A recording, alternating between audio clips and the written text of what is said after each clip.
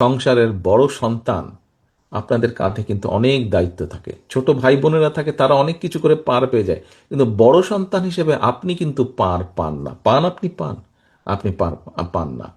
আপনারা যারা বড় সন্তান, আপনারা কিন্তু জানেন আপনাদেরকে অনেক কষ্ট করতে হয়েছে। যারা সংসারের বড় সন্তান, তাদেরকে অনেক কিছু স্যাক্রিফাইস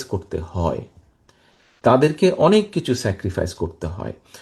সংসারের অন্য ভাই বোনরা অনেক সময় অনেক বিষয়ে ঠিক আছে, তাদেরকে ছাড় দেওয়া হয়, কিন্তু বড় ভাই বা বড় বোন বা বড় সন্তান যে থাকে, তাকে স্যাক্রিফাইস করতে হয়, তাকে অনেক কিছু মেনে নিতে হয়, তাকে অনেক কিছু ছাড় দিতে হয়। প্রিয় সহকর্মীবৃন্দ, একটু আগে আপনারা সবাই বললেন, একমত প্রকাশ করলেন, এটি আমাদের কথা না, এটি এখন সব ধরনের মানুষের কথা। বিএনপি এই মুহূর্তে বাংলাদেশের সবচাইতে বড় রাজনৈতিক দল। সহকর্মীবৃন্দর, বড় রাজনৈতিক দল হিসাবে আমাদের দায়িত্ব বড়।